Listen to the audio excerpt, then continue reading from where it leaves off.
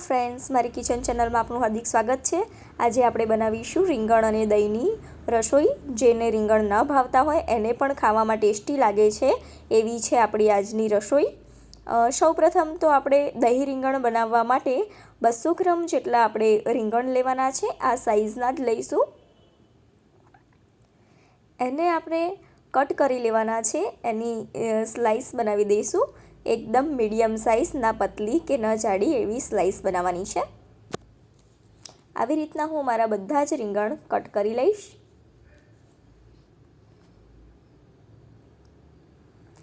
બધા જ રીંગણ પછી આપણે એક ડીશમાં લઈ લઈશું અને ડીશની અંદર પછી આપણે બધા જ આવી રીતના રીંગણ ગોઠવી દઈશું અને બધાના ઉપર આવી રીતના મેં હળદર પાવડર આવી રીતના કરી દીધો છે। પછી હું સ્લાઈડ રેડ ચીલી પાવડર એટલે કે લાલ મરચું આપણે એડ કરીશું।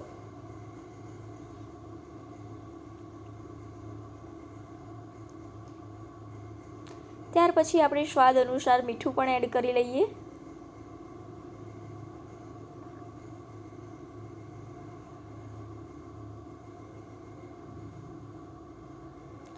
હવે આપણે આને એકદમ મિક્સ કરી દેવાનું છે આગળ પાછળ, એટલે આવી રીતના આપણે એને ચોળી લઈશું। બધી જ આપણી સ્લાઇસને એકબીજાની ઉપર નીચેથી મિક્સ કરી લઈશું આવી રીતના જ હાથેથી।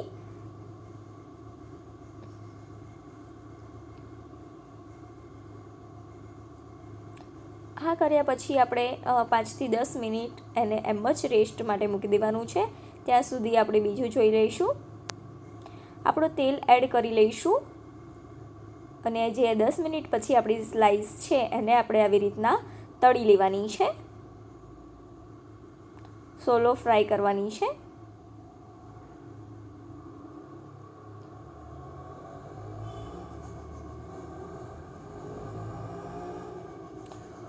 ફ્લેમ આપણે મીડિયમ જ રાખીશું, જેથી આપણો કલર બેંગનનો એકદમ ગોલ્ડન કલર થઈ જાય ત્યાં સુધી જ આપણે એને સરસ રીતે ફ્રાય થવા દેવાનું છે।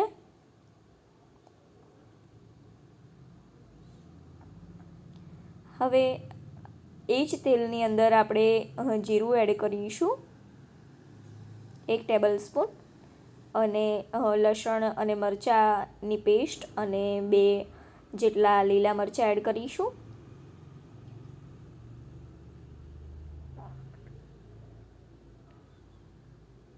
સરસ, હવે એને આપણે સાતળી લઈએ।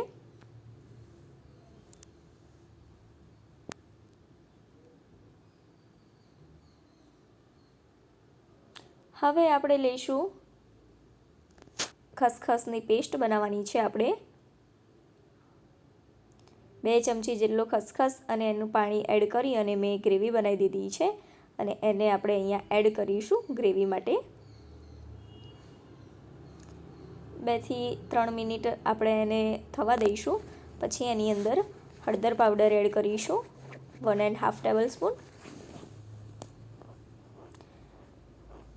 2 ચમચી જેટલું ટેબલ સ્પૂન આપણે એડ કરીશું ધાણા જીરું અને 2 ચમચી જેટલું એડ કરીશું આપણે ગરમ મસાલો। સરસ, મસાલો આપણે ચડી ગયો છે। હવે આપણે ગેસને ઓફ કરી દઈશું અને જે આપણે વલોવેલું દહીં છે એ દહીં લેવાનું છે। થોડું આપણે વલોવી અને પછી દહીં લેવાનું છે અને એને ગેસ બંધ કરી અને પછી એડ કરીશું, જેથી આપણું દહીં ફાટશે નહીં અને સરસ સ્વાદ અનુસાર મસ્ત ટેસ્ટી બનશે।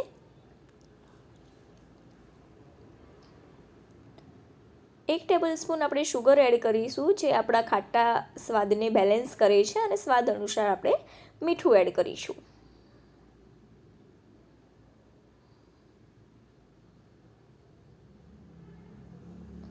જે બાઉલની અંદર આપણે દહીં રાખ્યું હતું એ જ બાઉલમાં આપણે અડધો ગ્લાસ જેટલું જ પાણી એડ કરવાનું છે। આમાં પાણી વધારે એડ કરવાનું નથી અને પાણી આપણે એક જ વાર એડ કરીશું। પછી આ સબ્જીની અંદર આપણે પાણીની વધારે જરૂર પડતી નથી।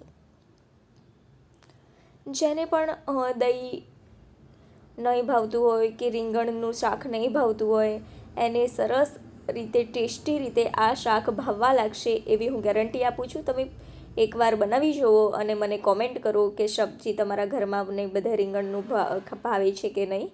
આપણું સરસ દહીં આવી રીતના તેલ ઉપર તરી આવે પછી આપણે 2 ટેબલ સ્પૂન જેટલો ગરમ મસાલો એડ કરી અને સોલો ફ્રાય કરેલા આપણા રીંગણને એડ કરી લઈશું.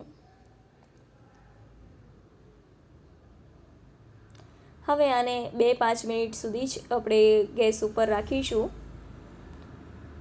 આપણું સબ્જી સરસ રીતે બની અને તૈયાર થઈ ગયું છે. હવે આપણે ઉપરથી લીલા ધાણાનું ગાર્નિશિંગ કરી લઈશું. તમે જોઈ શકો છો કે કેવી રીતના આપણું સરસ સબ્જી બનાવીને રેડી કર્યું છે. Thank you for watching.